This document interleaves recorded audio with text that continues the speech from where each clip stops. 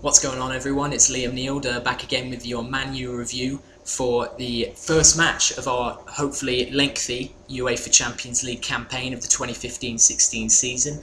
We played Club Brugge, or Club Brugge, depending on if you ask Louis van Gaal to pronounce it. And it was, it was a decent game. I'm going to be perfectly honest with you. I didn't get the chance to watch all of it. I was in class most of the afternoon on Tuesday, and I only really got to catch 5 or 10 minutes here or there when my professors weren't looking under the desk. So I did get to see Memphis Depay's extraordinary second goal as it went in. It was Ronaldo-esque, really. It was an absolutely ridiculous goal. I mean, the celebration could use some work. I mean, I don't think he really knows what he's doing as far as whipping or anything like that. But he looked like he really came out today. This was Memphis Depay's welcome to Manchester sort of party, and to do it in the first match of the Champions League campaign, especially in the situation we found ourselves in.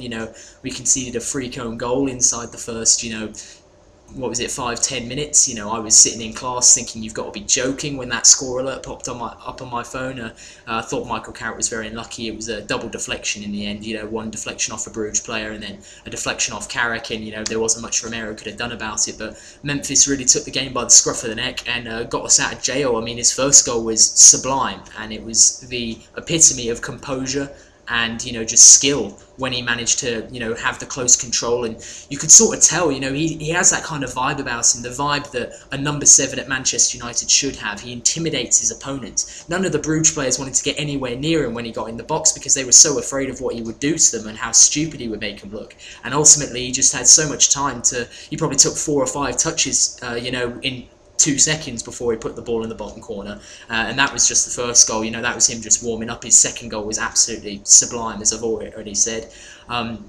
Going on from there, I mean, once we went into the second half 2-1 up, I was very confident that we'd go on to win it 4 or 5-1, and ultimately, we were lucky to win it 3-1. I thought Marouane Fellaini, that he did exactly what he needed to do, because he's the type of player who, he had a terrible first season at Manchester United. Everyone, myself included, was getting on his case, telling him he was the biggest waste of space in a Manchester United shirt in history, and all credit to him. He's one of my favourite players now, just because of the sheer dedication that he showed last season to force his way into Louis van Gaal's plans, to play good football and to do a job. He doesn't do a pretty job. He plays further forward than our striker most of the time, trying to nod balls down. But the number of points he won us last season, I remember the game against West Ham, we were 1-0 down, and he popped up. He was brought on with 10 minutes to go. He popped up, brought the ball down, Daley Blind finished it, and we got ourselves a point. And those are the types of results that you got us Champions League football in the first place. So I think he very much needed to play today to really get over the fact that he got a stupid red card on the last day of last season,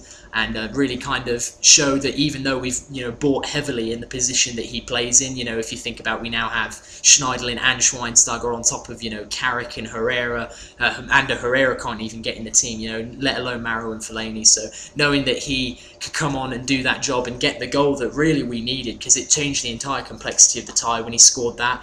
Going into stoppage time, I was looking at my phone thinking, oh my god, it's going to finish 2-1, we're going to lose 1-0 in Belgium, this is a disaster, we're going to go to the Europa League, it's going to be terrible. And then the big man pops up. Full credit again though to Memphis Depay for an absolutely inch perfect cross from about 40 yards. He had an absolutely magnificent game today, and it goes without saying that he's the man of the match. But Fellaini's finish, he really did show that he can still play a part in this team. Even if he's not a regular starter, he can still come on and do a job for us when we need him. So I was very happy with that. Like I said, I didn't really see all of the games, so I can't give you a completely accurate review of every single individual performance. I know Memphis Depay was obviously quality. I heard Adnan Januzaj played very well, and to be perfectly honest, I didn't see a whole lot of the game, like I said, so I don't know exactly if that's founded, but I've heard from lots of people that he perhaps even looked better in the number 10 position than he did on Friday against Aston Villa. So if he can keep up and keep his place in the team, that says a lot about the young kid. If he can keep his place in the team over players like Ander Herrera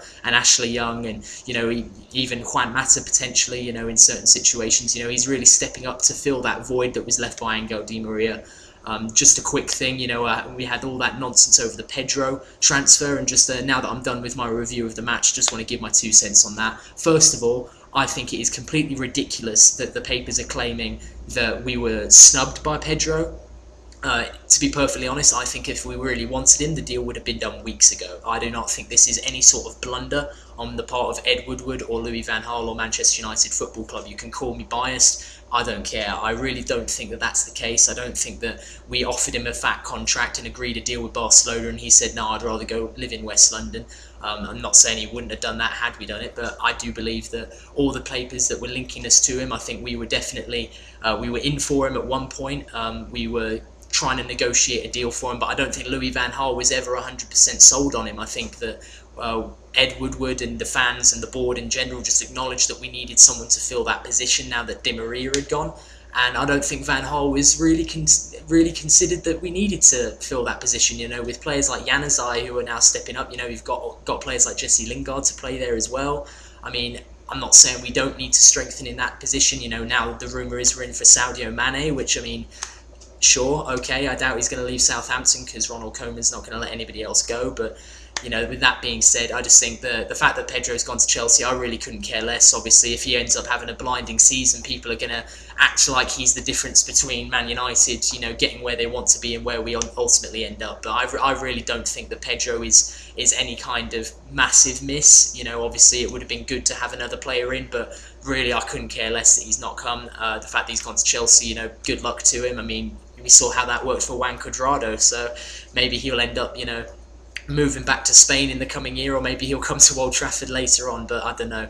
So I just wanted to put my 2 cents in on that. You know, United got the job done in the Champions League. We should go through to the group stage now, and I'm so excited to get some more European nights at Old Trafford like this one. I was buzzing listening to the Champions League music and watching the Man United players get lined up. I really feel like we're right back where we're supposed to be after a couple of seasons, you know, in the Nethersphere after Ferguson left, and hopefully it's onwards and upwards from here. So until the Newcastle game, I'll see you later.